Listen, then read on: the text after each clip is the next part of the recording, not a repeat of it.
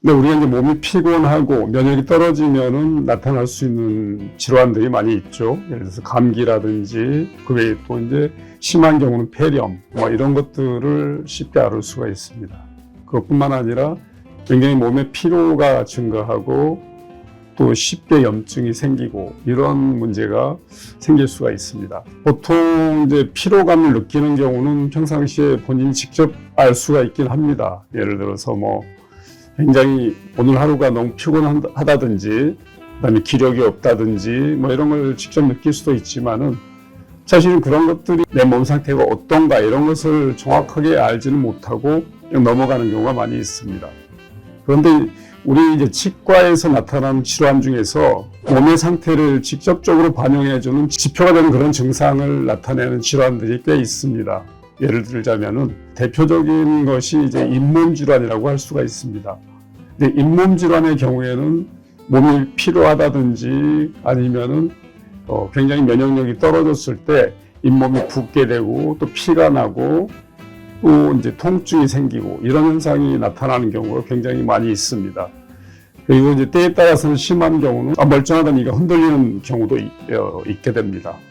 그리고 이제 또 한 가지를 말씀드리자면은 구강 내에 구내염이라고 하는 병소가 생기면서 심한 통증을 느끼게 되는 경우도 많이 있습니다. 이 구내염은 특징적으로 구강 내 점막에 궤양이 생기면서 심한 통증을 유발합니다.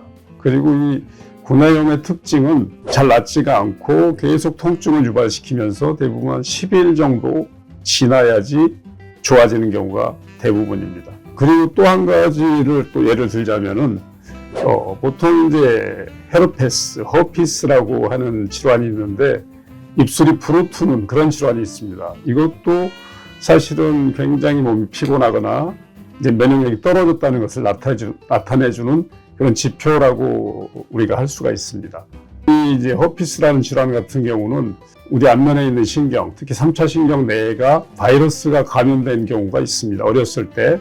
그래서 이 바이러스가 이제 3차 신경 내에 잠복해 있다가 몸이 굉장히 피곤하거나 면역력이 떨어지면 바이러스가 분열을 하게 됩니다. 그래서 신경세포의 일부를 손상을 주면서 신경을 따라서 이동해서 신경 말단에 수포를 유발하게 됩니다. 그 신경 말단이 대부분 입술이라든지 얼굴 주변, 그 다음에 이 구강 내 점막 이런 데가 수포가 생기면서 터지고 결국 심한 통증을 나타내게 됩니다. 그래서 이런 이제 질환들은 대표적으로 치과에서 볼 수 있는 질환 중에서 면역력이나 피로도의 지표를 나타내주는 그런 질환이라고 할 수가 있습니다.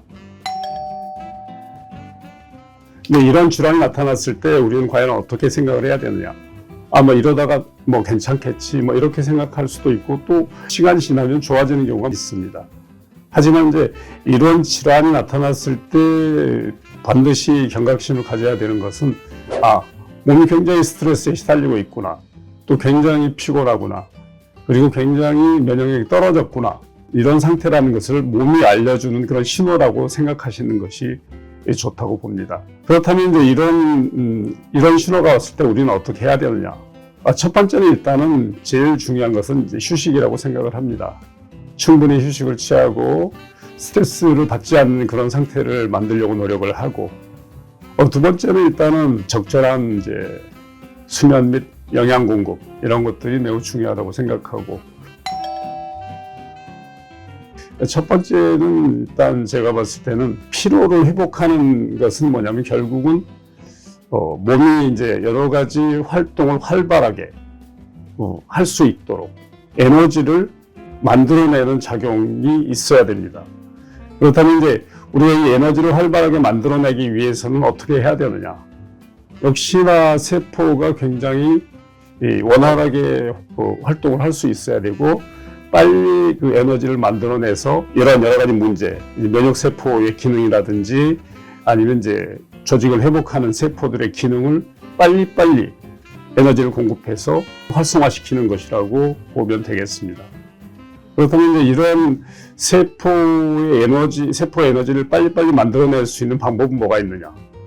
결국 이제 에너지를 만들어내는 것은 결국 이제 우리가 몸속에 있는 미토콘드리아라는 기관이 있습니다. 세포 속에. 그래서 이 미토콘드리아가 얼마나 활발하게 에너지를 만드는 공장이 얼마나 활발하게 돌아가느냐가 가장 중요한데, 이 미토콘드리아가 이제 활발하게 돌아가기 위해서는 적절한 윤활유가 필요하게 되는 거죠. 그리고 또 한 가지 세포의 활성을 끌어내기 위해서 중요한 것이 성장인자라는 것이 있습니다. 이 성장인자가 충분했을 때 이 세포들이 빨리빨리 움직이게 되고 세포가 이동을 빨리 하고 이런 것들을 할 수가 있는데, 이런 성장인자를 좀 공급해 줄 수 있는 방법이 있는데, 흔히 이제 들어본 적이 있을 겁니다. 태반 주사나 이런 것도 어느 정도 효과를 줄 수 있다고 생각을 합니다. 그래서 이런 주사요법을 통해서도 피로를 회복하는 데는 도움이 될 수 있다고 봅니다.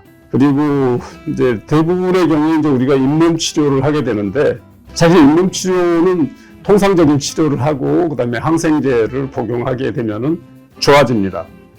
그렇지만 이제 항생제라는 것은 세균을 이제 말하자면 사멸시키는 그런 약입니다. 잇몸 질환에 이제서 가장 핵심이 되는 부분이 이 세균의 활성입니다. 몸이 면역력이 떨어지면 세균이 굉장히 세력이 강해지고, 이 강해진 세력 때문에 결국은 잇몸이 붓고 피가 나고 결국은 고름까지 나게 되는 이런 현상이 나타나는 겁니다. 그래서 결국은 이제 항생제를 투여해서 세균을 죽여주는 그런 방법이 1차적으로 이루어지게 되는데, 항생제를 일시적으로 항생제의 도움을 받을 수는 있지만, 어느 정도 이제 계속 몸의 상태를 건강하게 만들고 또 이제 세균의 수를 줄일 수 있는 이런 방법을 선택을 해야 됩니다.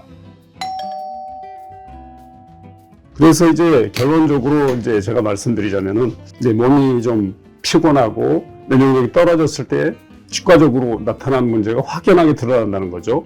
잇몸이 안 좋아진다든지, 그 다음에 이제 아까 말씀드린 입술이 부르튼다든지, 입병이 생긴다든지, 점막이 헌다든지, 뭐 이런 문제들이 발생했을 때는 몸 상태가 내가 좀 많이 안 좋아졌구나 이렇게 생각을 하시고, 번째로는 휴식을 취하시고 깨끗하게 잘 청소도 하시고, 그다음에 시설질도 열심히 하시고, 그리고 영양 공부를 잘 하시고, 그리고 이제 그 외에도 이제 물론 이제 아주 젊으신 분들이 적절히 운동해서 회복하면은 회복이 쉬워지겠지만은, 아무래도 좀 연세가 있으시고 또 이제 체력이 약하신 여성분이라든지 이런 분들은 이런 보조적인 요법을 같이 받아준다면은 이렇게 회복하는데 많은 도움이 될 수 있다고 생각을 합니다.